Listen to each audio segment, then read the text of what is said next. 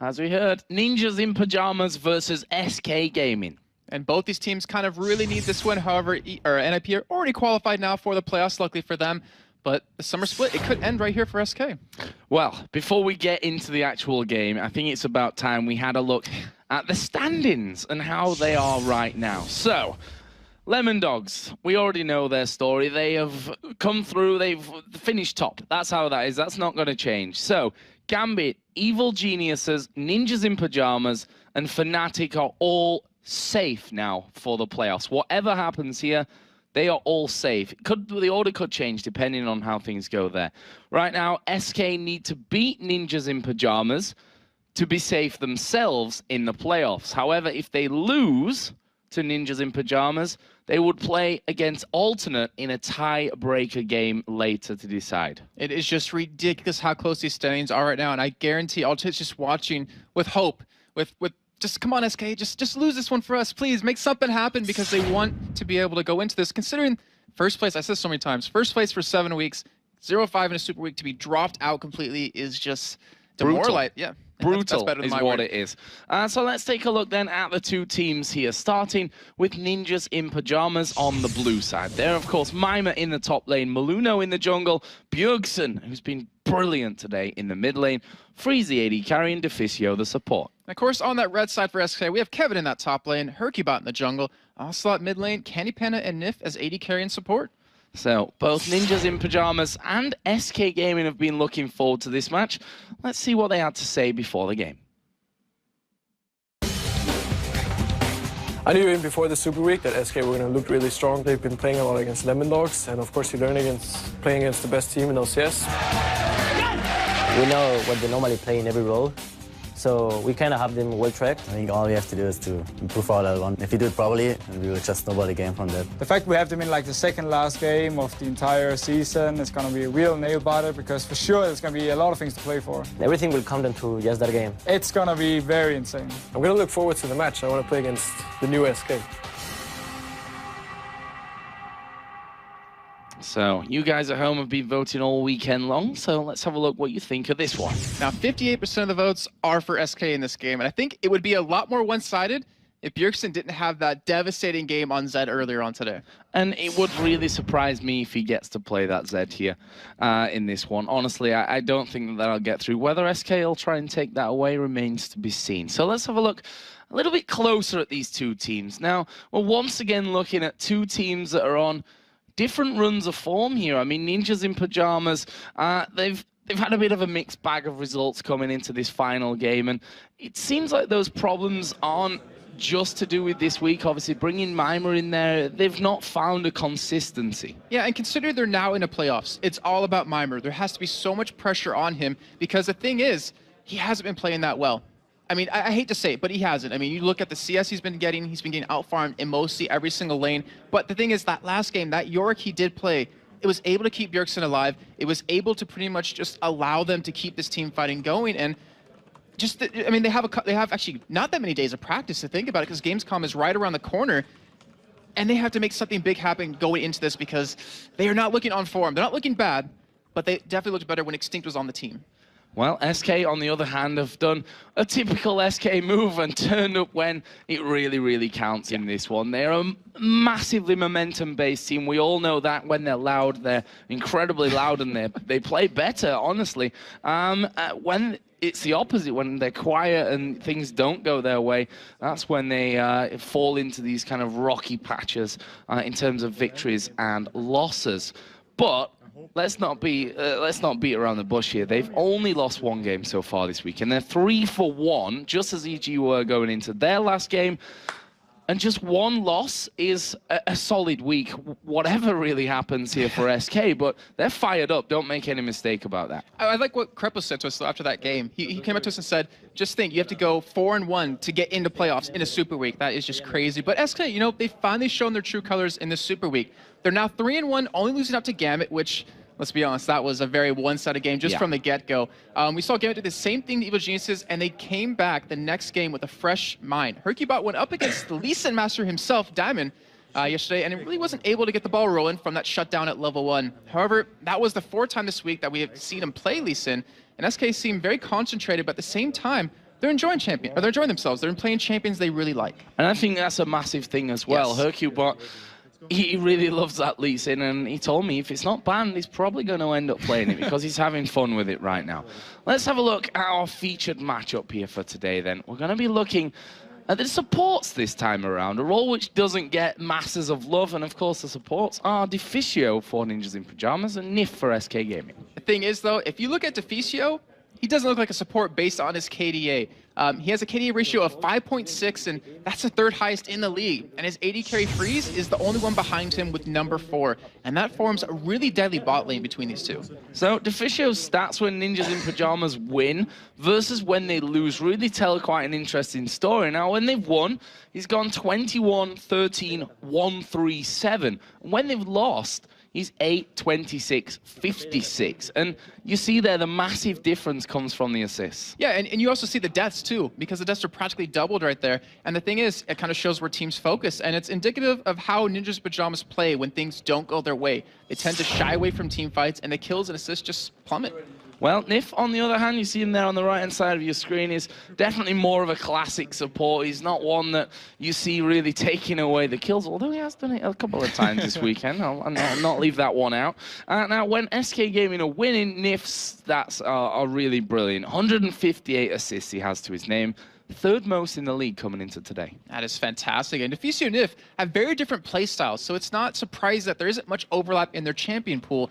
Nif and Deficio both play Thresh, but that's about it. Nif has been so successful on his Zarya lately. I believe he's 5 and 6 now on it, and things have been going very well for SK Gaming. And Deficio, he loves Nami, but the one game he's played in Super Week, he did terrible. I say that because I talked to him and he even said the same thing. He hit like 1 bubble the entire game. So we might see him return to it because he said he'll never make that happen again. He'll always hit his bubbles now. But I don't know. I mean, anything can really happen because, like we said before, they're qualified for playoffs. SK are here fighting for their chance to be in it. Now, both of these teams have, let's look at the 2 big losses here. Nip versus Lemon Dogs and SK versus Gambit. They were very similar types of games in terms of both SK and NIP lost without really doing anything in the game. Yeah. We heard Ocelot say after his game, outsmarted. That simple, we got destroyed. It was a similar thing for NIP. They never were really able to defend any turrets, to stop any kills, to control much in terms of the Dragon, and they were very similar losses, which means that we could see a similar game here. I say a similar game. A similar mindset from both teams coming into this game in terms of plan. So let's have a look then through the bans. Lee Sin banned straight away. Sorry, Hercubot, not today. Vayne going to be banned against Candy Panda as well. However, that's been happening a lot, and he's been picking up other champions. Twitch and Ash come to mind from that one. So we'll see what happens here in this game.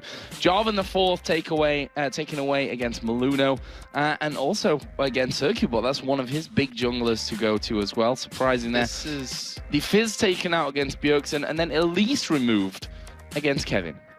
This is not good for SK. They have to take away Shen right now. They have to take him away because every time NIP have had Shen on Mimer, or Mimer on Shen, whichever way it goes, Bjergsen's played a very heavy assassin, and he's always gone split pushing by himself. And with that, it was always a 2v3 because Mimer would come in just to save him, and the rest of NIP would push. They need to take away Shen. There's no way they can let that through. And they let Caitlyn. Actually, they banned Caitlyn instead against Freeze, who's been playing her quite a bit.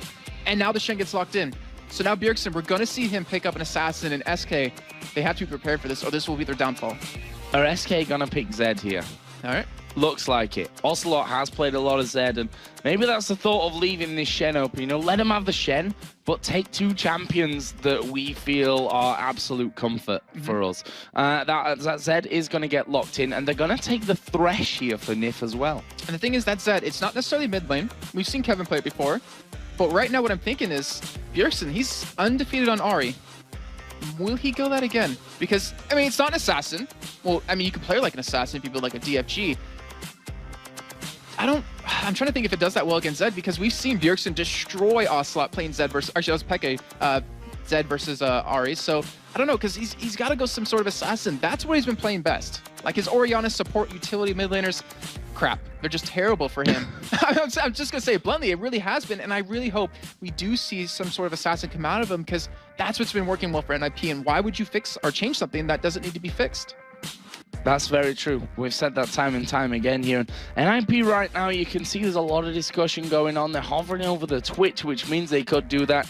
Very much surprise of the submarine with the Shen coming in with last stand, and all of a sudden you got 2 champions on top of your head, and that is not going to happen. They switch very, very last second here to Zyra. So you, my friend, were totally wrong in terms of the head-to-head when we talked about Nif being the Zyra man and, you know, Thresh and Army over for Deficio. Rolls a little bit reverse this time around, and look at Candy Pan. He's like, yes, they didn't take the Twitch.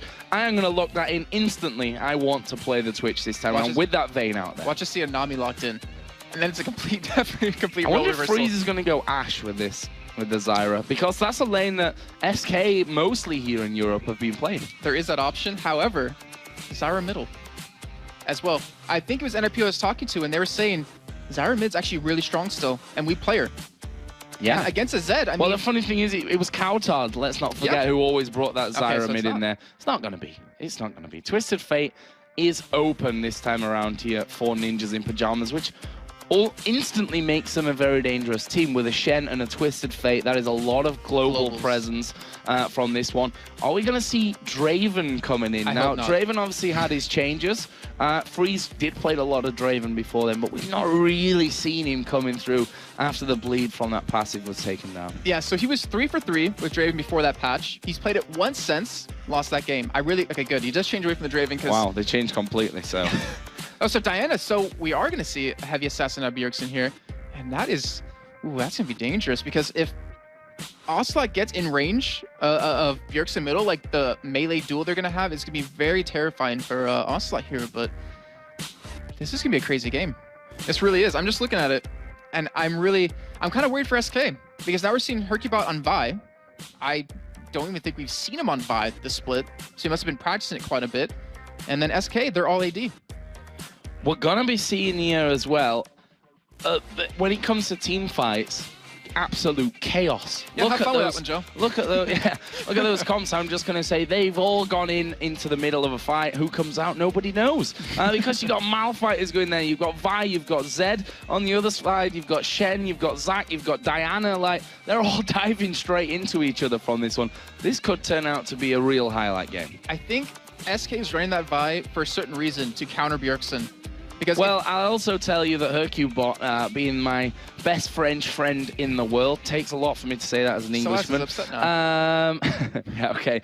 That his go-to champion that he's been practicing after Lee Sin is Vi. Okay. He has played a lot of Vi coming into Super Week. So he said, if Lee Sin gets banned, I'm going out to Vi next of all. So we're going to see that this time around from him. And it's a smart pick, too, because the thing is, with him and Ocelot roaming around to stop Bjergsen, use the Vi ultimate, follow up with the Zed ultimate, that person's going to die. So it kind of counters Bjergsen's split push kind of style, but still, you have that Shen global.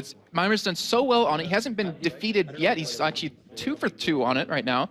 And then Maluno on Zac, he's 3 for 3. So we're looking at some very strong statistics right now for NIP and SK. The pressure, oh man. The pressure that's on their shoulders right now, if they lose, they are not in. They have to play against alternate for a potential to get in as 6th place. Not gonna lie, Jason, I'm really nervous at this point. Not to be casting in front of all you lovely people out there at home, but for both of these teams, because as you said, the pressure is on right now, and this game means pretty much everything coming in. I mean, the fact is that if SK win, we already know who's through. We already know who's not going through, maybe even more importantly. An SK win here means that alternate and Meet Your Makers are in 7th and 8th place. Doesn't matter what happens in the last game. And the thing is, NIP, yeah, they're qualified. But this game, if they win this and Gambit win, they go to 3rd place. Which, honestly, it might be a good or bad thing depending on the result of the SK alternate match, which would have to happen in a tiebreaker, because they would be playing the 6th place team. All crazy, crazy stuff here, guys, that's for sure. As we get into game, Ninjas in Pajamas versus SK Gaming. Let's talk here about level 1, because SK are actually setting up in the bottom bush with all 5 men. They want to catch someone out right here, and it looks like if they let this hook on Freeze, he's screwed. Ooh, so close to that one. Are they going to go through? They know that they are there. They saw the hook coming through. Maluno is now waiting up in that top brush, but he's pretty much alone. Shen Right now, he's not there with the team. He is headed down. There's a ward on the bottom side from NIF. They've all passed through this ward here.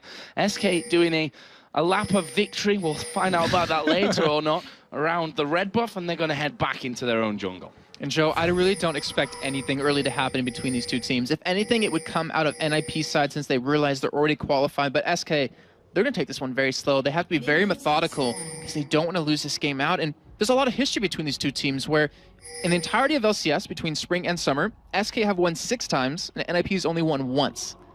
That's got to feel bad for SK, or actually good for SK, but bad for NIP. And SK, they might be able to pull out a 7th time here. Well, this would be the time to do it if none other. The final week here, super week of our summer split. And at the start, it looks like we're going to have some pretty standard stuff going on after all that. A blue buff start for Hercubot with Vi, and a red buff start for Maluno on Zac. And that Poise is going to be very careful if it might get stolen away from him. But, yeah, so I'm just going to do some standard starts here, and... He did... No. Nope, didn't take it. So Hercubot luckily got it right there, but... I didn't see Hercubot tick over to level 2 there, which worried me for a little second, but... That was the 3.10 change. You had to kill the small ones too, and if anything...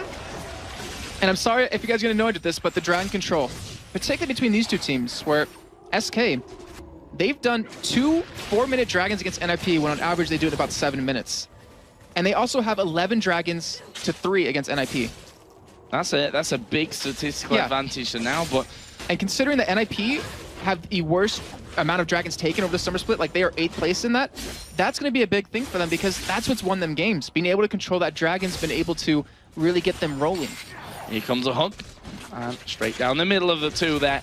Freeze, who is a danger man here for SK, that's for sure, because he's done so well. He's moved into this NIP team as the AD carry, replacing the test from earlier on in the season, has really grown into that role as well. He's been critically acclaimed from the likes of Edward as possibly the best AD carry in Europe. We'll have to see about that. It's hard to really put a value on that at this point, but either way, it's going to be a danger to them. But a standard start, as I said, duo lanes down the bottom, the 1v1 of Shen Malphite in the top, and it's Bjergsen on Diana versus Ocelot Zed in middle. And I want to go back to Freeze real quick, just in terms of composition with the Ezreal versus a Vi Zed. So he's going to go for the Iceborne Gauntlets eventually, which helps him kite really well because SK have a phenomenal team of diving into him with just those 2 champions. So he has to be very careful. He needs to be protected very well. And luckily for him, he does have a Diana to pull him back. He does have a Shen to ult him. He does have a Zac to knock them up. And not to mention the String of Thorns coming out of Deficio. So it's all going to be about SK. Can they kill Bjergsen and get to Freeze? And for NIP, it's just, can they survive the initiate that SK is going to pull out? Well, something tells me that we may be in for a bit of a slower start to this game. Pressure massively high between these two teams. SK know that with a victory here, they'll join Ninjas in Pijamas and be qualified for the playoffs. As Ocelot there putting down some damage onto Bjergsen. That shield really helping Bjergsen here to, not lose too much health through all the harassment that Ocelot can put down. Yeah, he's currently sitting at 63 armor, so that's going to help quite a bit against Ocelot. But here comes Hercubot.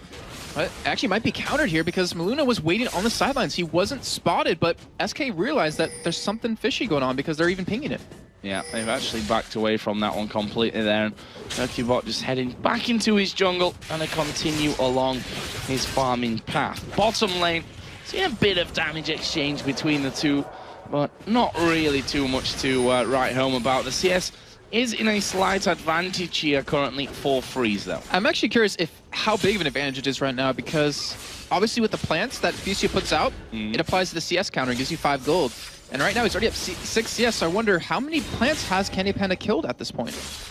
Well, I'll have to see about that and how it translates through later. Hercubot actually around the top area there, but realizing I think that he can't really get too much done. And Kevin going to be forced to farm underneath the turret. But here comes Maluno. Stood on a pink ward. He's not getting anything from this. I'm trying to bait this jump out here. Maluno actually decides he's not going to elastic slingshot in there. No action at bottom for now. And that's great, just ward control. Well, here comes Vi again in the middle lane. Bjergsen, he'll be able to escape without even being hit yet. Ocelot actually using his shadows just to dash back away there.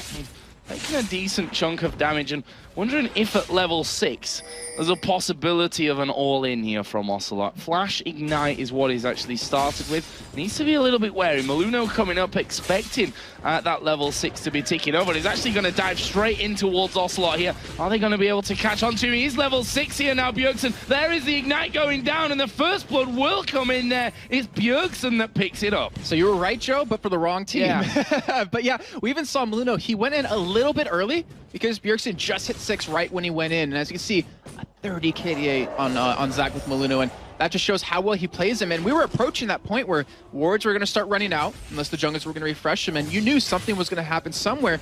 And this is a fantastic start for NIP. Bjergsen coming back with the Seeker's Arm Guard. Already has the 1 kill under his belt. We saw what he can do earlier on today when he starts to get those kills. And SK, they got to be a little worried now.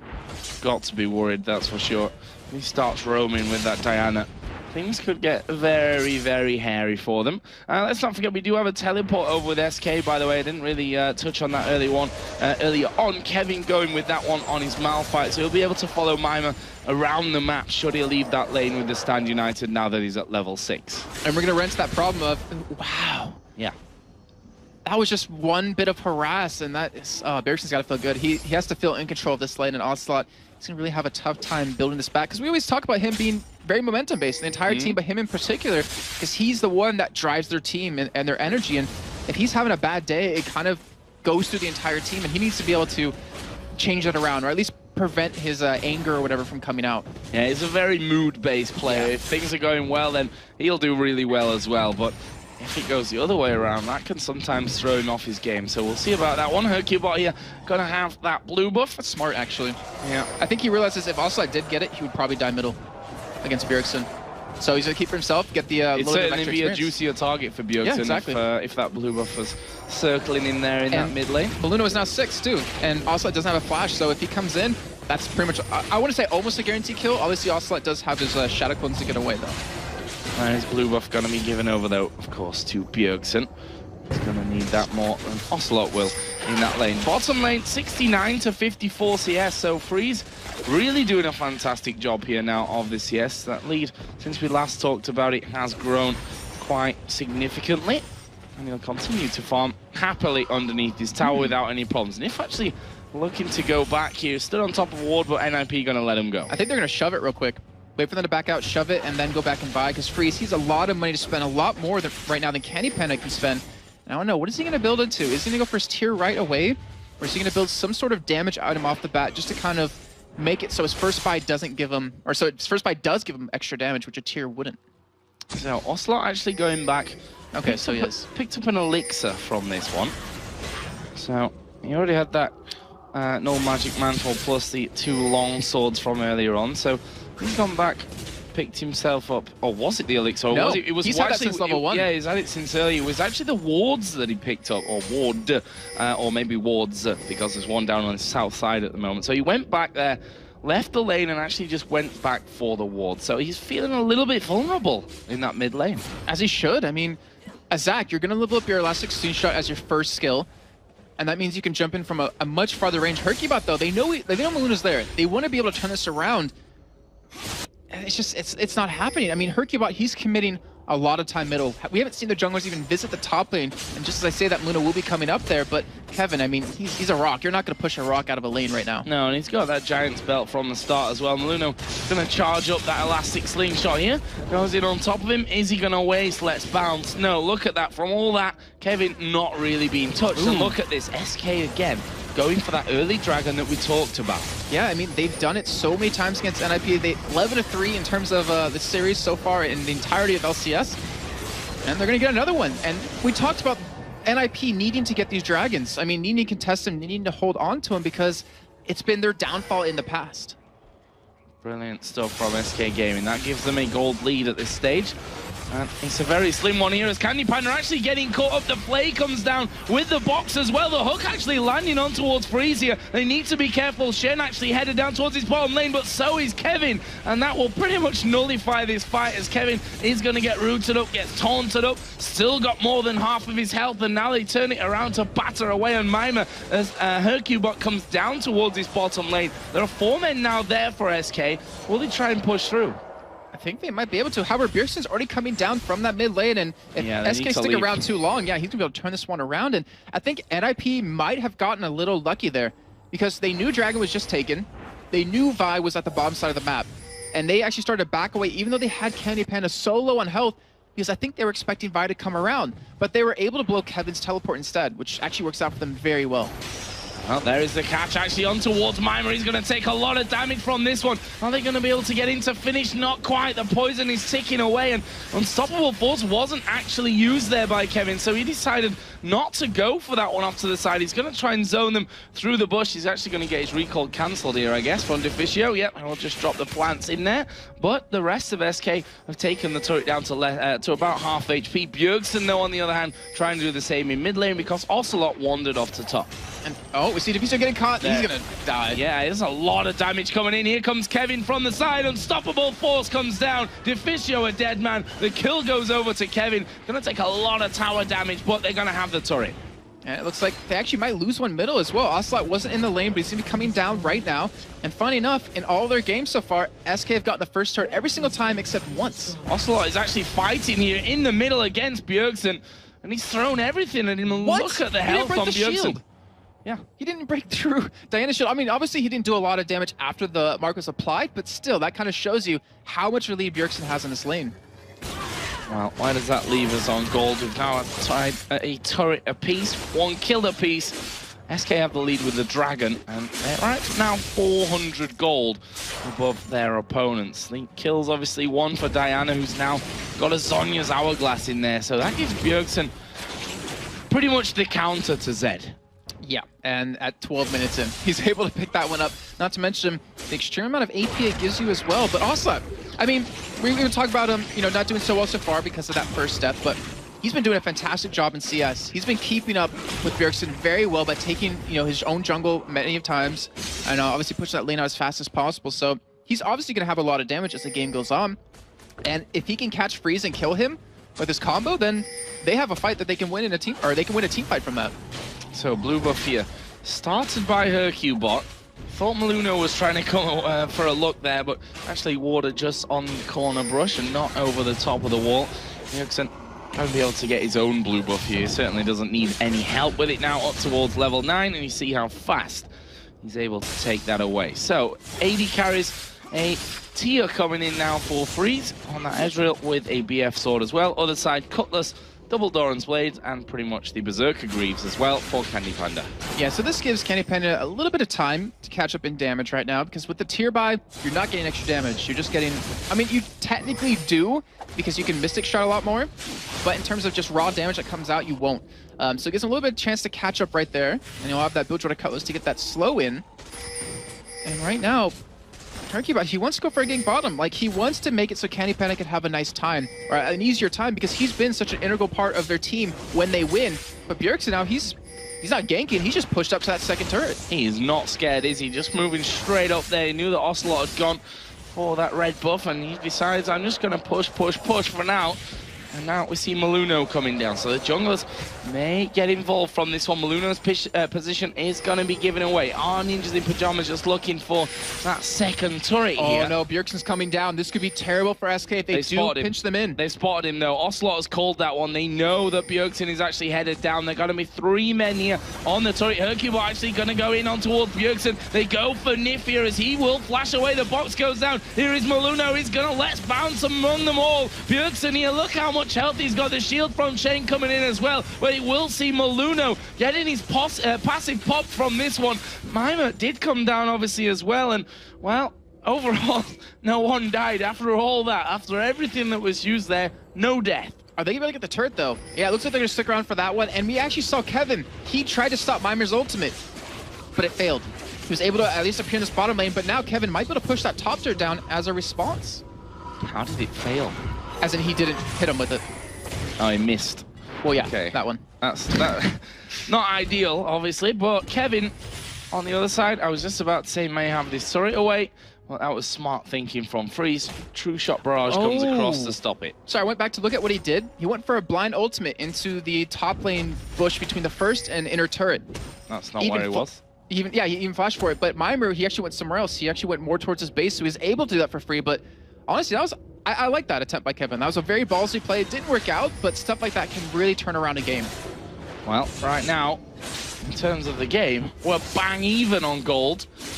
A turret lead going over to Ninjas in Pajamas, but the big thing coming up here is Dragon. And right now, NIP does not have the ultimate off of Mimer. They don't have the Zac ultimate with Maluno. Freeze doesn't have his ultimate up either.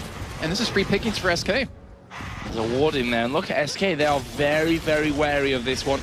Fisio going to throw the plants in there. Bjergsen and Mimer actually going for turrets right now. But this Dragon is going to go over to SK. But they have lost that top turret. And might maybe more. Yeah. Kevin's still sticking around. Bjergsen does some hefty damage, but man, I guess not much else traded other than that. So, a very tense game here still. Let's just catch you back up if you're just joining us. Oh, actually, forget that, because Bjergsen is going in there on Kevin.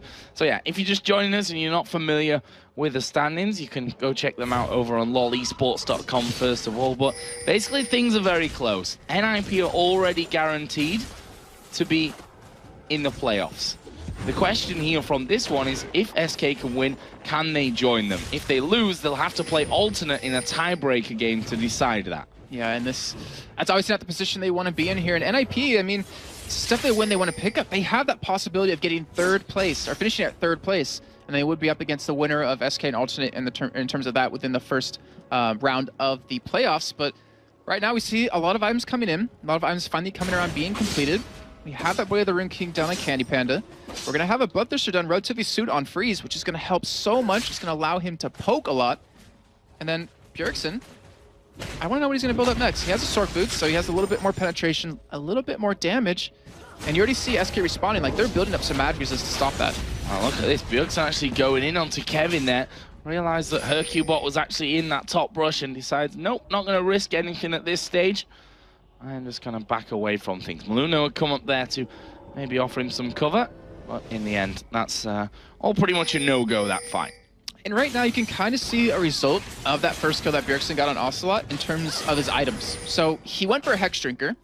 I would imagine that if Ocelot won the 1v1 and got that kill over him, he actually would have invested into a Brutalizer first to eat through that armor that Bjergsen was able to pick up. But because he didn't win that, because he has to play more defensive, he went for more of a defensive item. And he's trying to do exactly what Bjergsen is, just going around the map, split pushing himself. But Bjergsen, they're feeding so much farm to him. He's been middle pushing, he's been top pushing, he's now bottom pushing. And they're really putting all their eggs in one basket here, I feel like. Well, it could be a good basket, a solid basket with that. A Danish basket. A Danish basket with that Zhonya's Hourglass in there to give him some real nice protection. There's Ocelot getting the first blue of the game for him. Bjergsen going to have one on the other side. The red buff went over to Freeze for NIP as well. So a bit of a slower stage now of this one. Neither team really looking for that big of an opening and to set something bigger up. That Dragon obviously will be a point of contention a little bit later on, but that's got a while until it comes back into the game. And Hercubot, he is waiting for Bjergsen to come down to this bottom lane to clear this wave out. They might try to go for a kill here, but Bjergsen, he has Flash, he has Zhonya's available. Not to mention Mimer's ultimate is up. There we are, they're going to go into it. The death mark is down, and he uses actually that Zhonya's to get rid of all the damage there from the death mark. Ocelot have to try and get away. Hercubot's actually going to ulti on him. SK going to turn this one around, but Ocelot going so very low. He's going to die. This might be a colossal miscalculation. Lucky for him, the Dark Passage from Nif was coming away, and they're able to walk away for now, but Hercubot just got clipped there by the True Shot Barrage of Freeze flying across the map. They're going to try and walk away, but look at that. Maluno actually jumping over the top. Couldn't quite get in range to catch Hercubot, but that's what happens. Zhonya's Hourglass against Zed, I'm afraid. And the thing is, that was a 1v2. Like, SK, they knew their threat. They knew who they wanted to kill. They just couldn't do it. Asa ends up paying the price for that. He ends up dying, though he does get a Blade of the Rune King. And the rest of NIP are like, all right, cool. We'll push your middle inner turret, and they're going to get that for free. And now NIP, in the hands of Bjergsen, doing so well, so farmed right now, 212 CS to the 174 of Ocelot, are kind of looking to start making the place happen, start to be a little aggressive here. So, one thing that I said before this game about the whole NIP versus Lemondogs, SK versus Gambit games where they had no chance and they didn't really fight for towers. SK have not really fought for towers in this one either. They've got the or they've had at least, let's say, the control of the Dragon up until now. But it's a bit of a strange game overall. Yeah, so the bottom turret of theirs, they were up against 5 members of NIP, so they just let that one fall. The middle lane, though, they let that turret go for free because they were pushing bottom. The inner turret, they let that one go because Ocelot died. And then the top lane, they just were in the right position. So it just seems like NIP is taking advantage of where SK is at that time and just kind of out-positioning them every single time. Well, Bjergsen is certainly... I mean, who would have guessed it, after all? Bjergsen playing an assassin. He's almost got that Rabadon's death cap now added in. And I'm scared when he gets that. I really am for SK because they couldn't deal with them with 2 people. They're going to send a 3rd person at that point, and Bjergsen might be able to turn that around too. All right, now Maluno is waiting down the bottom. Are they going to try and have another go on towards Ocelot, who says, nope, I am not fancying this one whatsoever. You can have that farm, and I am leaving. I am off from this one. We've got 40 seconds until the dragon comes up. Now, I feel like NIP are going to be stronger now at this point, which they weren't necessarily in those last 2 times that they were picked up. So we'll see if they actually end up going over to it this time around. And the thing is that while Bjergsen's been getting fed, Mimer's actually been falling behind in CS. He's actually down 50 CS currently right now to Soaz. However, Freeze has been farming up quite well. He hasn't widened his gap between him and Candy Panda, but he's stacking the tier. He has that Sheen, he has that stacked Bloodthirster, so he can poke them out so much before they actually do go for the engage. And now with Kevin backing, he picks up a Spectral Cow. He might teleport into this dragon if SK gets vision of it, but NIP with Bjergsen there shredding through it.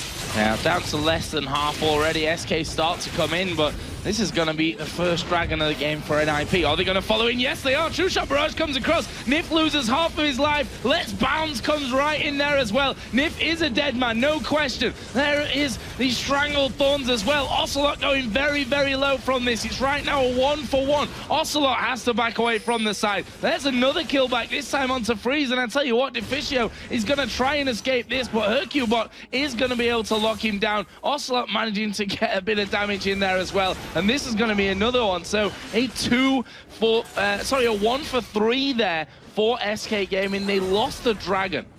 No. Right.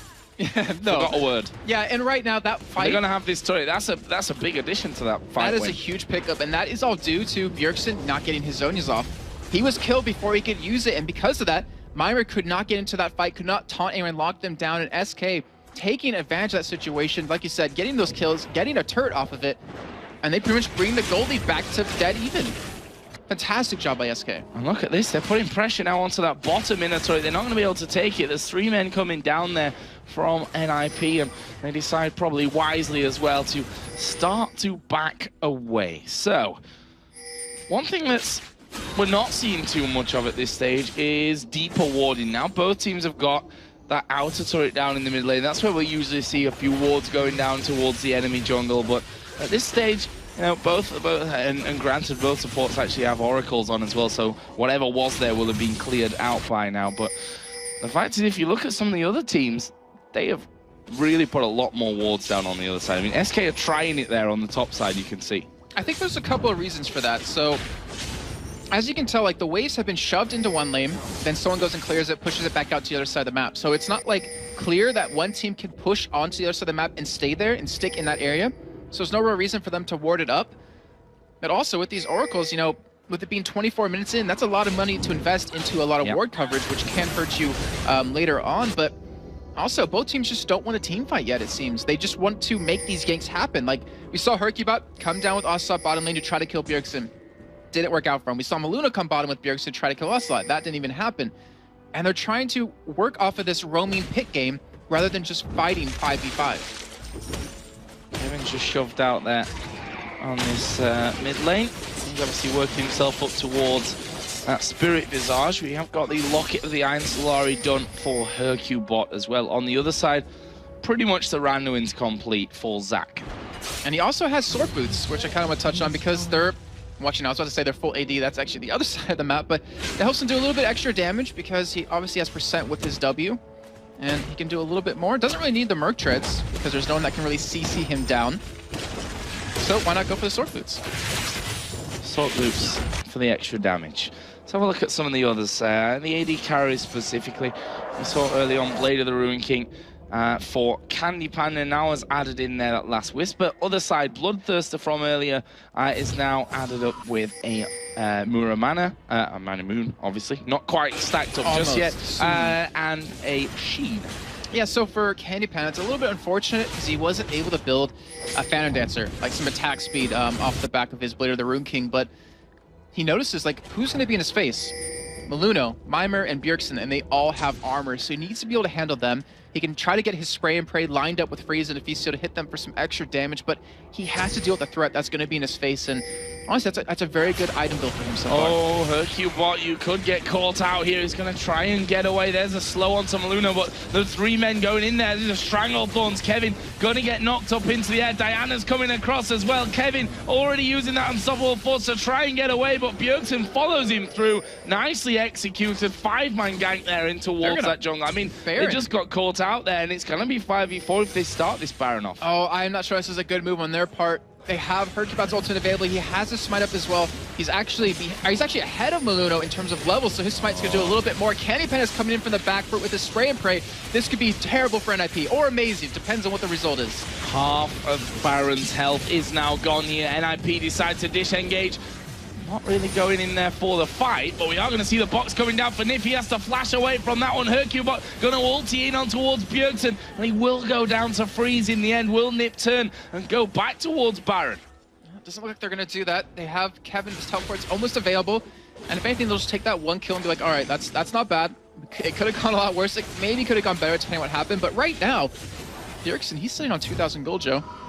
When he goes back and buys, I wouldn't be surprised if he picks up another Nisi Large Rod to go for maybe a DFG or maybe go a little bit more defensive because he has a lot of damage. He realizes he's the main target to be focused right now, so maybe a GA's in his future. But either way, with those 2 kills they just picked up, NIP are going to be able to complete a lot of major items.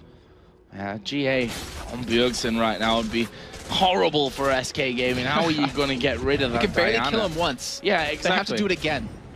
That would be terrible, terrible times if he does go that way. That's exactly what we saw earlier with NIP having that Yorick and that Zed combo. You can kill him once, but can you kill his Ghost right after? And as we found out, they couldn't. Well, he's gone for a Void Staff. Okay. So, not quite what we were maybe thinking, but still, that adds to his damage as well. So, you know, it's not exactly a better outcome of a shopping trip there.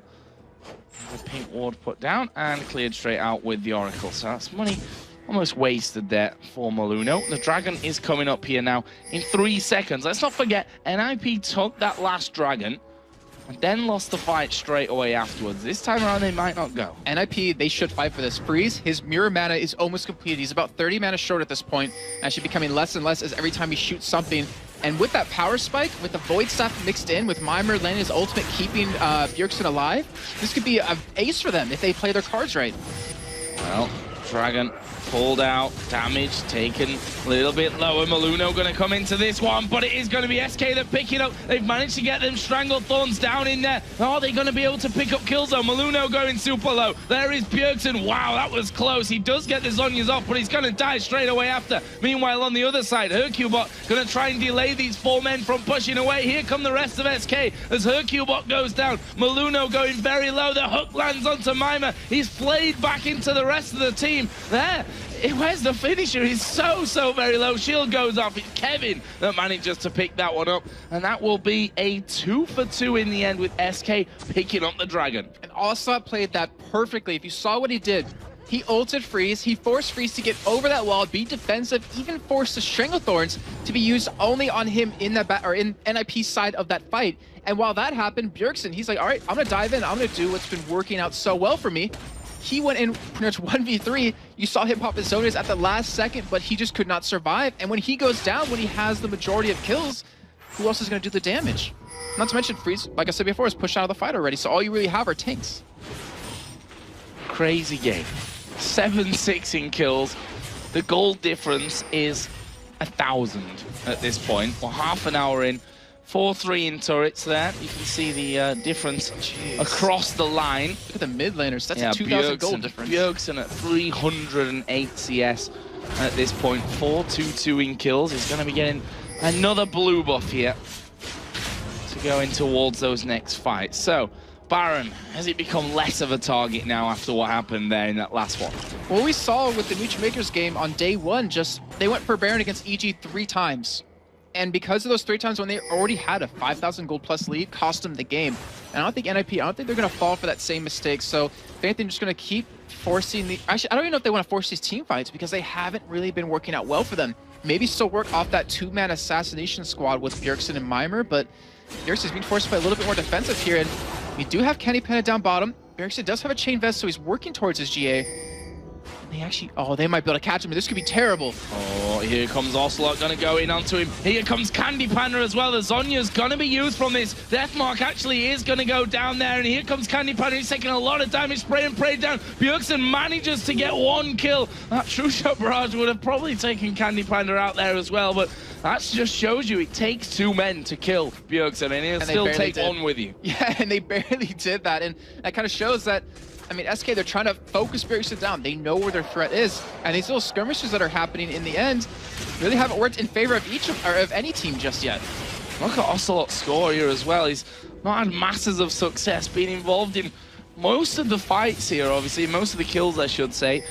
No actual kills to his name, and a couple right now on his scoreboard would probably have gone a long way to helping him out. And on the flip side of that, look at the rest of his team. Where Kevin, 4-1-1, he's very tanky, even building that Abyssal Scepter and Candy Panda. We haven't talked about him much from this game since the very beginning when he was behind in CS, but he's 2-0-5. And we've seen games where Candy Panda, if he gets a good start, if he gets on a roll with this kind of score, he becomes such a strong man for SK to depend on. They may just have to depend on him as well as things go down. Still that 1,000 gold pretty much lead is there for SK Gaming. Still 8-7 in kills, still 4-3 in turrets. Objectives, the pushing of them has slowed down somewhat here. I mean, the only inner turret to go down is that one in the middle lane from SK's side of things, and that was pretty much a freebie, won by positioning almost more than anything for Ninjas in Pajamas. So it shows you neither team is really willing to start grouping up to do that pushing right now. Yeah, and with NIP, I don't know, I think NIP now will finally start. Actually, oh, he's actually going for a Frozen Heart.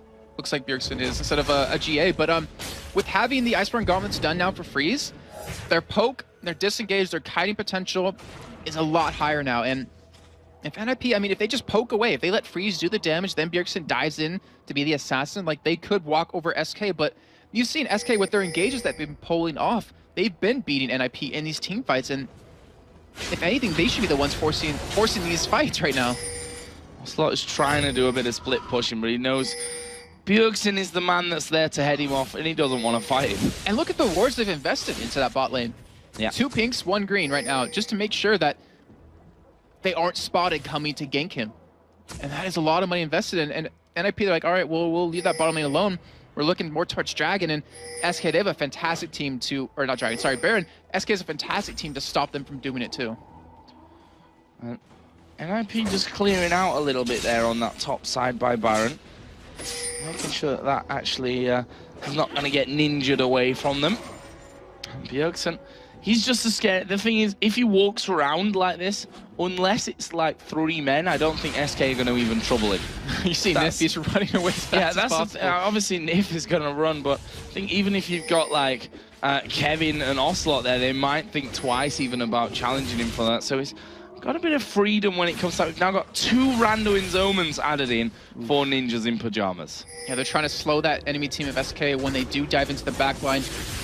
NIP are actually set up. Oh, Kevin getting caught. Yeah, Kevin getting caught from this one. The box down from Nif as well. They're going to go in towards Bjergsen. He's taking a lot of damage. There is the Zonya's going to be used. The Unstoppable Force was already used as well. Let's Bounce coming in. Bjergsen has actually walked away from this one, and SK are trying to react to it. Candy Panda is flashed away from the rest of his team and left them completely open to this one. Kevin going to run south, and look at Bjergsen hammering away. He's going to get that kill. He will fall to Hercubot though, so they do manage to kill him off. But they've lost Nif in the process, and there's now 4 men left alive here for NIP. They might be able to have this turret. No, there's a teleport coming down. Yeah, I mean, we saw Candy Panda flash over that wall to go for Bjergsen, but he kind of lost track of where he was going. Yeah. And you saw how much SK committed to Bjergsen right there. So much. Everything. I mean, yeah, everything they possibly could. They weren't able to kill him, so he was able to flash over that wall and survive. And look what he actually picked up, another chain vest. So he's going for even more armor. He's definitely going for that Frozen Heart. And that's just what you have to do. I mean, even if you can get him that low. You saw him take Candy Panda down from 100% to 0. That's just crazy. That really is. Scary stuff for SK, and they're going to go for another Dragon. And they've got a 500 gold lead. That's where we're sitting right now. Obviously, that's going to go up for them. Taking down this Dragon, which they've had all but one of so far in this game. So they've done a great job of controlling that. Dragon number 4, the 5th of the game, obviously with, I think it was the 3rd one going to Ninjas in Pijamas. So got to give SK credit on that front. But when it comes to these fights, they're struggling, to say the least. Yeah, and I'm trying to think, as this game goes on, who's going to benefit more from this? And obviously, if you commit that much to Bjergsen every time, if he keeps building tanky, which he's doing right now, he has a significant amount of armor currently, sitting at 233 on an AP carry. When you're against an all-AD team, like, that means Freeze is allowed to roam around and pick up kills. You know, Mimer's able to get in there and, you know, land some taunts, and if Bjergsen can survive that combo and still bring one down with him, then Freeze is just going to kind of walk all over them. However, if Freeze gets caught and killed, then there goes a huge portion of their damage. Then they only have to deal with Bjergsen, and when you have no other person to focus on, no one else really hitting you on NIP's side when you're SK, then Bjergsen's easy to shut down. So more wards coming in. That pink ward, is it going to be a waste? Maluno getting hooked, but he is not the target that they really want from this one. Here we go, Unstoppable Force comes in. Bjergsen is going to use that Sonya's Hourglass. He's going to avoid a lot of the damage, but they're going to focus right back onto him. He gets ulted up, and it's a massive mess here, but Bjergsen, he is going to go down. Nif's picked him up, but can SK now turn the damage onto this against a very tanky NIP? There is the death of Ocelot. Herculebot's been chased down by Maluno on the other side as well, and SK once again are forced to run, and they might not get away this time. He tried to flash taunt right there, Yeah, missed it a little bit, but that's exactly what we just talked about, Joe. You use everything on Bjergsen, you focus him down, then Freeze is sitting there attacking you. He has a Mirror Mount, he has a Bloodthirster, he has cooldown boots, and he has the Iceborne Gauntlets. He does a lot of damage, as you just saw on the Kevin. And they can't do that. Like, they need to blow everything to kill Bjergsen, which is a really bad sign. However, that fight was still very close. I mean, Bjergsen was able to just somehow stay alive. I don't really even know. And it's still so very tense, this game. I'm it's still no one's game yet. Kind of shaking my legs the whole time here, because this is so... I want to say close, but team fights are saying otherwise at this point. The last 3 that we've really seen have resulted in Bjergsen either not dying and SK being too low to follow through, or Bjergsen actually dying, but the rest of his team on pretty much full HP and able to do the damage there. So not looking good at this stage for SK. We've seen a Guardian Angel picked up by Ocelot.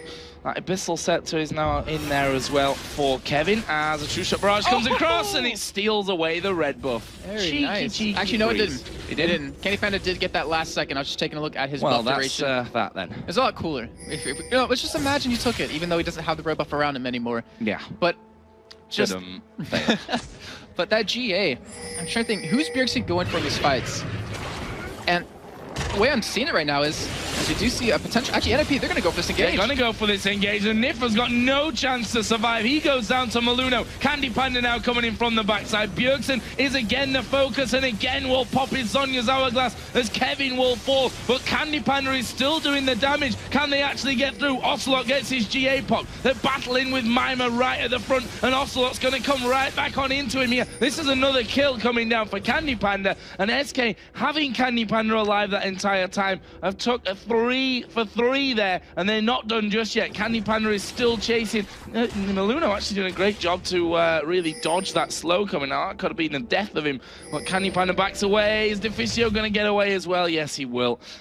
Not bad from SK, and that was when they got caught. And look at this, they've turned. They're going to go for Baron. 2-man Baron started. They don't have home guard boots on anyone that's alive right now, though. Actually, Maluno just picked up home guard boots, so he's going to try to get there in time, but I'm not sure if he's going to make it. Deficio, he can harass him. Remember, we saw him once on Lulu at this Baron, same situation. He actually picked up 1 or 2 kills. I believe that was against Evil Geniuses. And right now, look how low SK are. They can't do this. They can't do this. Deficio coming across the side now. They either have to keep really focused on it and do it as quickly as they can, or back away, and they are going to back away. They're going for Deficio, but here comes Maluno flying in from the side. They need to pick a target. There is Kevin now, thanks to that teleport that he's just used to actually get involved. True Shot Barrage comes across, doesn't get enough damage to get a kill, but they've stopped SK doing Baron. Second Baron attempt thwarted in the game so far. And all they wasted from that was just 2 flashes, which on these 2 champions, the Zyra and the Zac, it's not a big deal. And no, this is not a smart move by NIP. They should not go for this Baron because of the home guard boots, because Kevin is still there. He has his ultimate available. They have ward coverage right now. This could be terrible for NIP. This could be the turning point for SK that they've been waiting for this game. NIP, rightly so, he appealing away from the Baron. They've got a taunt down. Nif once again taking a lot of damage. The box going to go in. There is Hercubot as well as a Stranglethorns. Knock the entire team up. Here comes Candy Panda from the side. There is a great pull in from Bjergsen. He's going to have to pop the Zhonya's. Is he going to die straight away after? No, he's started to back away. And currently we have a 2-for-1. It's going to be 2-for-2 because of Maluno there. His passive killed off. Candy Panda now stealthing up as well. Are they going to try and chase back around? Are they going to turn and go back towards Baron? So many questions still to be answered here with this fight. They're going to steal a blue buff. That's the only thing we know for sure. Can they go for Baron? Are they willing? No, they're not willing to go for that after that, which smart move by them considering what happened the last time they went for it. But Candy Panda, he just pretty much full picked up a GA from that. Like before that, I didn't even notice how that fight began, and that pretty much eliminates Bjergsen's ability to just shoot or to knock him down right away. And that means Ocelot, Candy Panda, they're not going to really be touched too much. Obviously they're going to be attacked, but Bjergsen's assassination potential has just plummeted. And you've noticed it in those last fights as well, that it's not been as impactful. The fact that they have focused a lot towards Bjergsen has not really caused the problems that it did earlier on for SK Gaming in this one. And SK still have a gold lead in this one. We should add into that. And one thing that actually, I think it was Scar over in North America used to build on Diana quite a bit, Nashor's Tooth, because her passive does a lot of damage. But right now, you have a Malphite who slows your attack speed, which he's been landing every single time on Bjergsen. So that extra damage he gets from every 3rd strike just doesn't really matter too much. And he's dependent on that QW and that ultimate to really kill someone. And just like you said before, we haven't seen it anymore in these fights. Do they want another dragon? SK Gaming would be dragon number 5 of the game, and they can do it well. Candy Panda can do this one all alone. And Tommy Gun of the Rat. That sound. I actually hate it, but that's just bad experiences with Twitch is popping up just and go into the destroying me game, with the Tommy Gun. Go into the game, change that sound file to Jax hitting a turret. But then you might like it too much, then you might die more often. That's a good sound as well. So here we go then. Stealth up from Candy Panda. Can they catch anyone from this? He was headed north. Entire SK team headed north. Division. Oh, the hook didn't quite land onto him. That was so very close. A split second earlier, and that might have been something. SK here are going to try and force position and go down middle and take the inner turret. And that's actually a very smart move on their part, because if NIP comes in, they're going to be in a huge choke point. But luckily they do have Freeze up. He's actually back at that turret. He has great wave clear with those Iceborne gauntlets, not to mention he has a Last Whisper now. And you can just see the tension in this game. Like, you can see it on SK's face, you can see it on NIP's face, and also in the way they're just playing this game. No one wants to commit to any major team fight because they realize 43 minutes in, if you die, it's about 60 seconds. You're going to be dead for a while, and that means the other team can push so many objectives against you. And when SK, you don't have any middle turrets left except that inhibitor one, you're most likely going to lose an inhibitor from a major team fight, if not more. There's more wards being cleared out, and hats off to Nif. Look how much ward dominance he's managed to achieve there over the Baron. That was all blue just a few seconds ago. He's done a great job with that, but what does that mean for Ninjas in Pajamas? They know that SK are here in the middle. Bjergsen ready to dive in at any possible moment. And SK pretty much ready to do the same from the other side as well. There is Nif, who has been seemingly caught a lot here, but that's actually been a good thing for them because they've got him down to half and then kind of switched targets, and by then he's managed to lock someone up, get the box in position. So let's see from SK. They're headed back off towards the Baron. True Shot Barrage was just used, which was basically the scouting tool that they had. NIP now, they're going to face check, Maluno gets hooked into this one, but is he really the target that they want? Ocelot is waiting off to the side. There is the ultimate coming out on towards Bjergsen, but Hercubot has taken a hell of a lot of damage. Candy Panda on the top side. He's going to take a lot himself, but they killed off Freeze. There is the Zonya's Hourglass being used. Stan United coming down. Bjergsen's still alive here. They need to finish him. They do finish him. Now Maluno dives in, but he's not going to escape this one either. He is going to be finished off. Double kill. 3 for 1 for SK Gaming, and they turn for Baron. Wow, that was a fantastic job by Mimer in that fight. I just want to point out a couple of things because you saw Bjergsen went into the back straight for Candy Panda into 3 members of SK. He wasn't able to burst him down right away. Eventually got the GA done, but the thing was, he's Zonya's. We saw Mimer come in with an ultimate on top of him, and then right as the ultimate finished, he taunted across 3 members. He almost kept Bjergsen alive, but Freeze, where did he go? He was popped. Ocelot got him. Exactly. Ocelot was probably the man of that fight for SK Gaming. Exactly. He stayed on the top side, didn't get involved in the fight, went straight over to Freeze.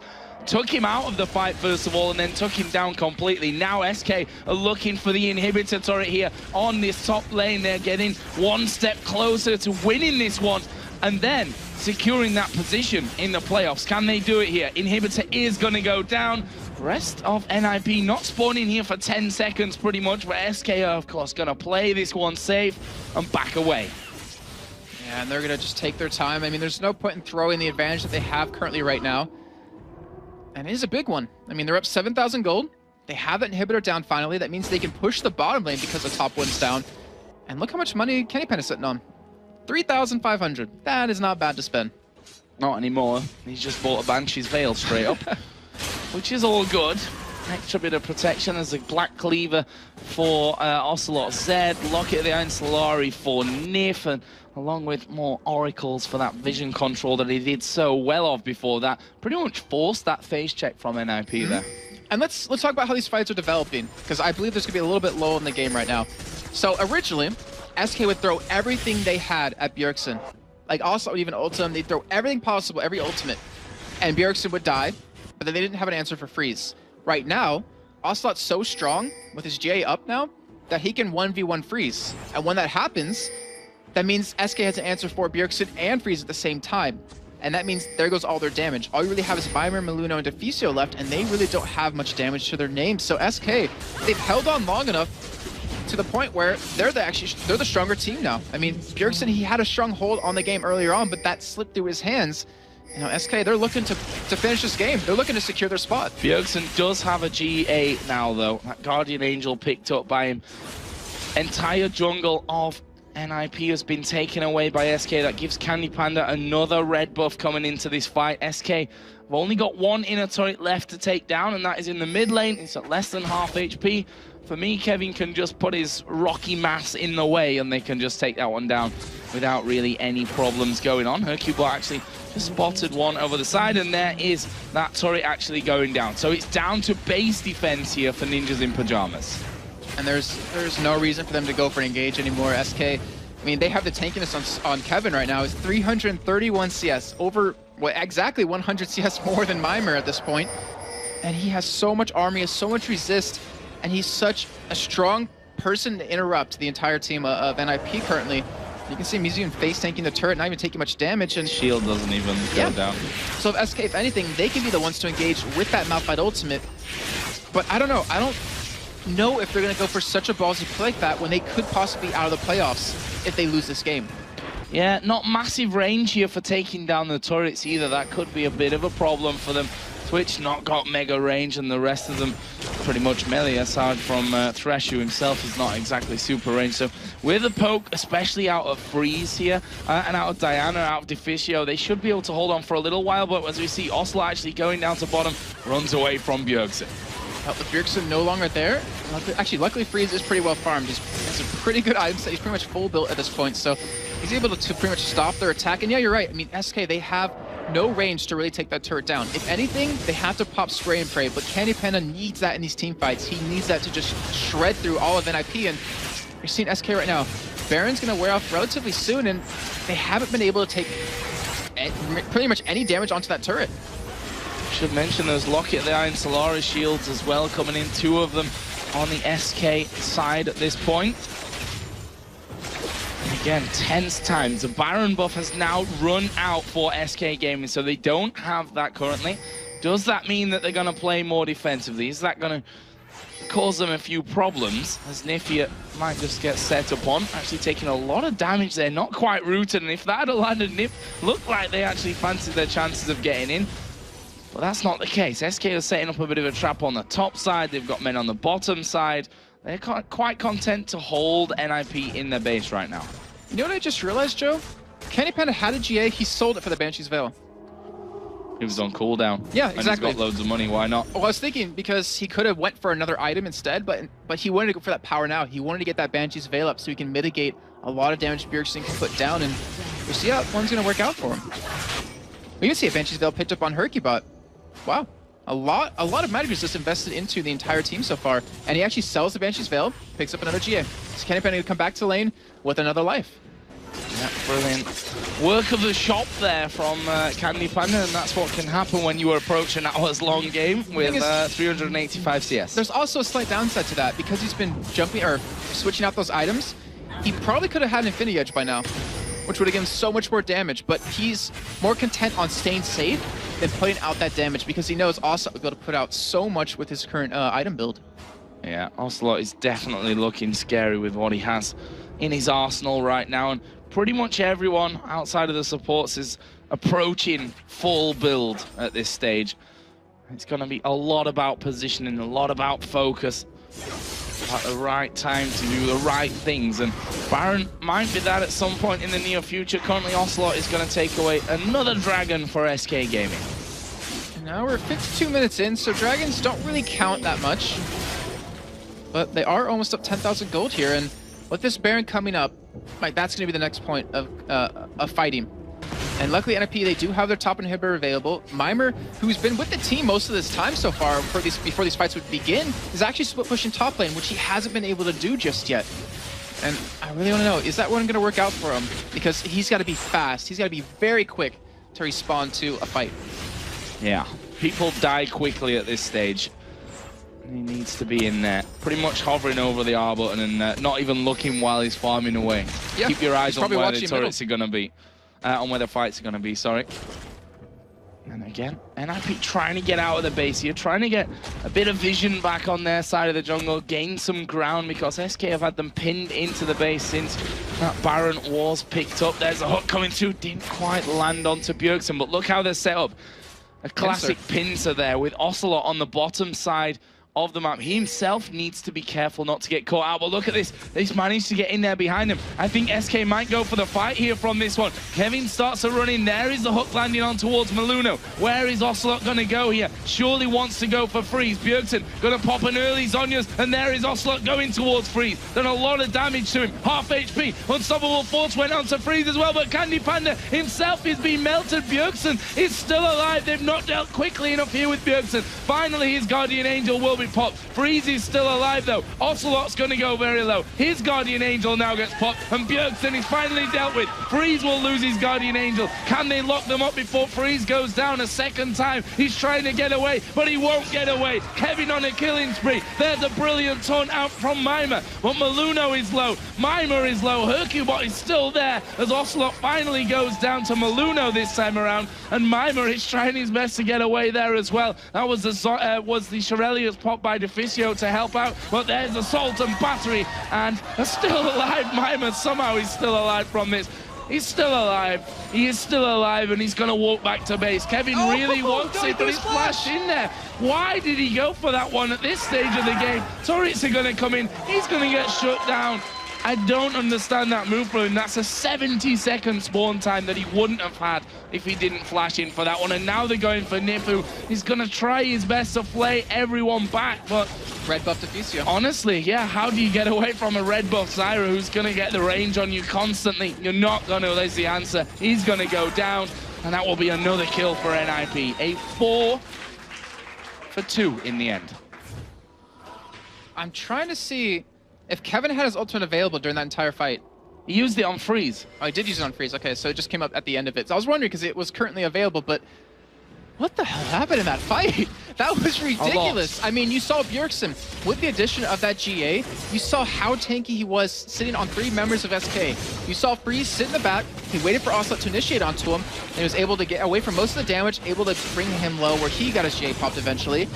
And Bjergsen, he went straight for Candy Panda, got his his GA popped over that wall, and it was just madness. And NIP coming out the victor of that fight, they're gonna come with a Baron on top of this. And this is prime position for NIP to be in because they're gonna have everyone up for this Baron. Oh. Baron is gonna be picked up. SK can't do diddly squat about that one. This is the point though, is that right now, no one has GA. And when no one had GA earlier on, SK won the fights. Also was able to one-shot Freeze right away, take him out of the game completely. So Freeze, I think he should sell his GA, pick up a QSS. Because that cleanses the Zed debuff, and that's what's killing him. If he gets rid of that mark, he will be finding his sides. But Kevin going in. Unstoppable force going straight in on the Assault and Battery as well. Freeze pretty much dead right away after that as a True Shot Barrage comes around as well. Candy Panda going to be focused though. He's died to Bjergsen. Stranglethorn's knocked two up. But here comes Ocelot on towards Freeze. Stan United is on him there. Is he going to be able to get the kill? No. And Ocelot's going to die as well. This could be it here for Ninjas in Pajamas. There are only 3 men left. Nif tries to flay them backwards, but he gets grasping rooted down, and that will be another one. Hercubot's right in the middle. He's trying to take down Freeze, but it's a losing battle. He's fighting. He will die to that. Kevin is limping away, injured towards base. That was a fail elastic sleek shot from Maluno. Kind of just flopped up and down like a fish out of water. But it doesn't matter because Ninjas in Pajamas have done enough to take the game here against SK Gaming, which means things are not set in stone down at the bottom of the table. SK are gonna have to fight against Alternate. It's not quite over just yet. Kevin's putting up a big fight by the end with Unstoppable Force coming in, but the ace will go down and Ninjas in Pajamas are gonna take the game. Brilliant. What a just fantastic game. Played by both teams. I don't take away from either of them. NIP coming out big with that last fight, that flash out of Kevin. It really makes me wonder if that was necessary because it cost him the Baron. And then you saw Ocelot. Actually, you saw the response by NIP of Ocelot going into that backlane on a Freeze. No, he didn't have that GA available. Everyone on NIP turned right away. Get Ocelot off of Freeze. They popped the Shen to keep him alive, and from that, he was able to survive, able to kill Ocelot, and when that threat's gone, they were able to take the game. And I feel bad because I talked right before that fight that when GAs weren't up, SK would tend to win the fights. But NIP coming out big, coming through. Incredible stuff, and you can see there, SK Gaming not quite knowing what's happened, and they know one thing though is for sure, they're going to have to play more games today. They're gonna have to play Alternate, a team which led the season from week 1 right all the way up to week 7. They're gonna play a playoff game to decide if they go to the playoffs at Gamescom next week or whether they're gonna watch it from home. Just think, SK versus Alternate. The ex-jungler from SK, RNA, now an Alternate against his former team. You couldn't write better storylines than we're seeing here today. However, on the flip side of this whole thing, if Fnatic does win, so we're going to have a 2-way tie at bottom, and we're going to have a 4-way tie at the top of the table. Let me try and make some sense of what you just said there, Jason, because didn't make you do it any better than to I me. Didn't make any to me. Final game of the day is going to be Fnatic versus Gambit. You're following. With you so far. We're following. If Gambit win that game, we'll have 1 game extra, which would be the SK versus Alternate 6th, 7th place tie breaker game. But if Fnatic win the game, it's all crazy and we're here for a long, long time because it would mean not only do we have the SK Alternate game for 6th and 7th, but we also have Gambit, EG, Fnatic, and Ninjas in Pajamas all tied up. I'm not sure exactly how that's all going to work, but that's why we've got people working it out for us. I'm just trying to let you know the scenarios here. It's basically crazy. It comes down to this final game of the day as to decide how many more games we're going to be seeing after our final game of the actual spring split itself. So crazy stuff, guys. One thing's for sure. Cancel your dates for tonight because you don't want to go out on that date. You want to stay here and watch League of Legends. But for now, we're going to head over to the analysis desk with both Demon and Quickshot. And apparently, Crepo's joining them. Yeah, thank you very much, Joe and Jason. What a game. Back and forth action the entire way through. It was crazy, actually. I went up to the player lounge while that was all happening, and there was Alternate cheering on NIP, EG cheering on SK, all the other teams that were all mixed in there because it all affects every team. What position they're going to be in, who's going to be where, because yourself, EG, you've not got a good record against NIP, so NIP now in there, and you're thinking, oh my God, this whole situation is completely opening up. But let's talk about the game. let's get straight into the games. First off, the picks and bans. Things opened up. Bjergsen pulled out yet another assassin. Yeah, typical two teams both playing assassins. You think you can find a way around it, and poof, there's Diana all of a sudden. And it's not been played that much in the LCS that people have no idea like how to handle it until you could see it took them a couple of fights to really see how they would handle Diana and what they have to do, and that really led to like a stalemate in the middle of the game as well. Well, let's talk about the early game, because it was something that Ninjas and Pijamas seemed to have quite under control. They seemed to be doing pretty well. They were farming relatively okay, and you know, we were talking quite extensively about like a switch between the early and the mid game. Talk us through that. I think SK stayed definitely in the early game thanks to really good dragon control. Like they picked up a few drakes, and although NIP on even gold in the early game, NIP has just a lead like in power. They felt more comfortable, went in for the engages, but then SK turned it around at one point at a drake fight with Malphite coming in and just popping up Bjergsen in knock-up after knock-up, so he can't Zhonya's and he can't get the Shen in, and then it turned around.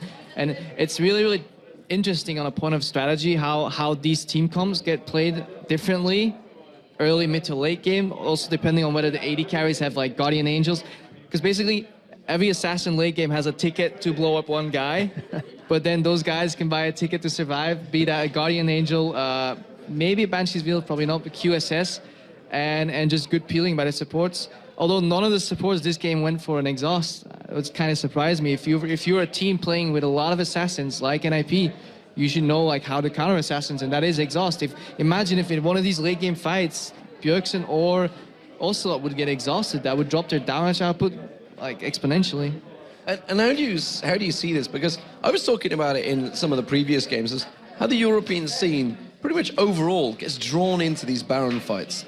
Always happens. There's a long, drawn-out battle, and it's pretty close. Nobody really has the siege potential, so suddenly we're all going to go to Baron. We don't see this really in the Korean scene, or so much in the North American scene, but here in Europe, we always get drawn into the Baron fight.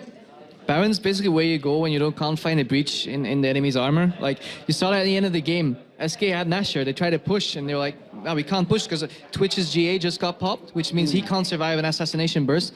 He ended up selling his Guardian Angels for Banshee's Veil, but they still didn't find like the window to push down an enemy inhibitor turret, so they basically just waited again for Nashor, but this time they had full vision control.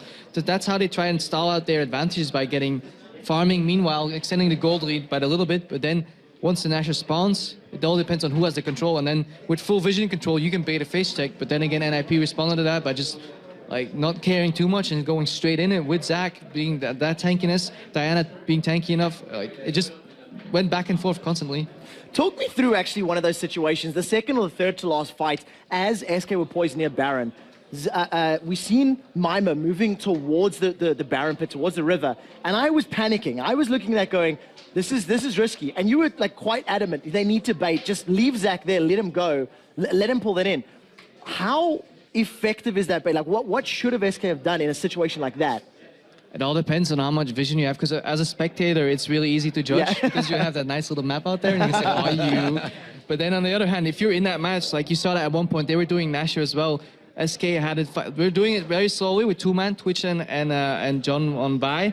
They were doing it together, and then they stopped because Zyra showed up, because they associated Zyra coming with Zac, but they didn't have no idea where Zac was. It's just, at that point, it's a game of vision, and it's all about how much risk you can take, how much further you can bait them in before punishing them. Every step you give them is basically they get a step they get for free, but if you give them 3 steps and you punish them on the 4th, then it's suddenly worth it. But if that fails, then you could have might as well try to punish them on the 1st step. So it's total mind games. I think there's a lot of room for improvement on every team in EU, but I think this Baron meta game stems from like an inability to push often, just trying to bait people in and then just get a really big lead. Actually, not from the Baron buff itself, but just from baiting people into it. And from your own point of view, obviously this is the first weekend we've had 3.10. How do you see it's working out? Because obviously it was almost done to prevent the fast push, yet we've still some pretty fast pushing. I love 3.10 patch, honestly, because even if there is a 2v1 lane going on, it's slower. You can see that they maybe dive somebody, but the tower might not get down, and it doesn't matter like if the tower's on 10% or 50%, doesn't matter as long as it's still up. You see towers like surviving on like a few hits, a little bit longer, a lot more in these patches, and people have to adapt for that. You can also see the emphasis goes back onto Drakes. A lot of teams are dropping these early towers. Say, well, you take that, I'll take a dragon. Later, I'll take the tower. I come up with more gold. And that actually leads to a more interesting, I think, early game for a lot of spectators as well, because there's a lot more Drake fights going on early. At the start, it's the smart people figuring out, hey, let's do Drake. Then it's everybody else figuring, hey, they're doing Drake. We don't want them to do that. Let's all go there. And you basically get like a mini Baron meta again around the Drake pit. Well, a fantastic match overall. How do you see it now? You guys have the luxury of watching this. Gambit versus Fnatic coming up. And I might add, SK versus Alternate will now be coming up because there's a tiebreak situation for 6th place. Basically, at the start of this week, there was a doom scenario in which, like, whatever match you're not playing, you didn't want to happen, and it all happened, one by one by one. These matches came up in the worst possible outcome. Like, who would have expected it? Worst possible outcome for whom? Yeah, for whom? Yeah. But who expects you to go or have to go 4-1 to survive in Super Week? Like, let alone like finishing a decent standing. Like now it's Fnatic against Gambit. I don't know. They had a win earlier, Fnatic, and I think like if they switch their momentum, if they don't get broken in early game, they can still match Gambit, I think. Well, ladies and gentlemen, we will find out. Let's get an interview, though. It is going to be Freeze standing by. He's had a torrid time. He had Ocelot chasing him all around the map, but he's ready with shocks this time. Thank you very much for that fantastic analysis once again. And we're going to analyze a little more with Freeze, who had a bit of a rough time there at the end game. But let's start at the beginning. When it went down the Bantam picks, it was all about the Zed. You guys first picked Shen and then allowed them to first pick Zed. Were you baiting that out? Yeah, there was like kind of mind games about it because every team wants Zed nowadays, especially SK and us. We scrimmed against them before and they played it a lot. So we knew that they want to pick it. And after Bergson's performance with the Zed one game before, we just let them, and we knew that if we pick Shen first pick and then we pick something strong, we can actually deal with Zed. And then Shen TP and the shield, then that pick will win against that. So we kind of knew that if we pick Diana and Shen, we should always win the split push.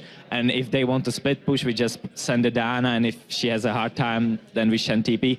And it worked out a lot of times because Bear killed 1 versus 2 even a lot of times, and well, it worked out.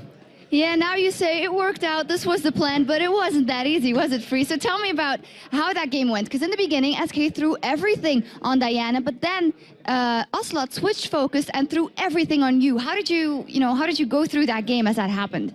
It was kind of hard for me. I had to position myself a lot. Actually, I played Ezreal, so it was easier for me, but still, being chased by Fat Zed is kind of fun for me. I had to outplay him sometimes, but most of the times he outplayed me, I need to say, and he killed me. And then the team fights were split into 2 parts, and we kind of didn't know how to deal with it. But then we came on top of it because, well, we killed them and chased them until the fountain, and then we get the inhibitor and finish the game. Tell me a little bit more about those fights and the item builds, because we saw a lot of GAs and Banshee's Veils on the other side, and then you didn't buy Guardian Angel till very, very late. Why is that?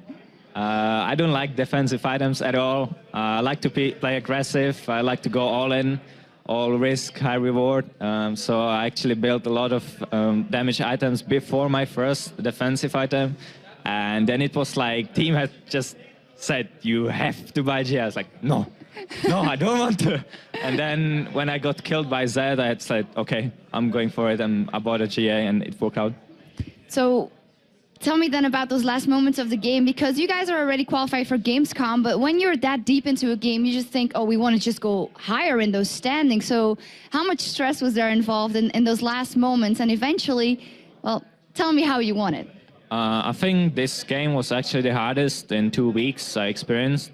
We went full in it. We tried hard a lot. We just focused all in to win, because if we win, we knew if we win and then Fnatic wins against Gambit, there's like a possibility to be the second. And who would have thought being from 7th place to the 2nd place in 1 day? We had to win, and now we just believe that Fnatic will win against Gambit, and then we will play more games to be the second. You just want to keep playing. So Finally, going to Gamescom, this is going to be, it's going to be a whole new stage, and it's going to be a lot of the same teams, but do you think that it will be harder, that every team has now stepped it up so much for the Super Week? I actually have no idea. I play League for just a year, and I've never been to a big stage like Gamescom and DreamHack. Actually, was only in Tenerife, so I have no idea how it will work out, but I'm really looking forward to it, and I'm excited. All right, only played League for a year. That is depressing if I think of my own skill level, but congratulations, Freeze. A fantastic victory here for you guys.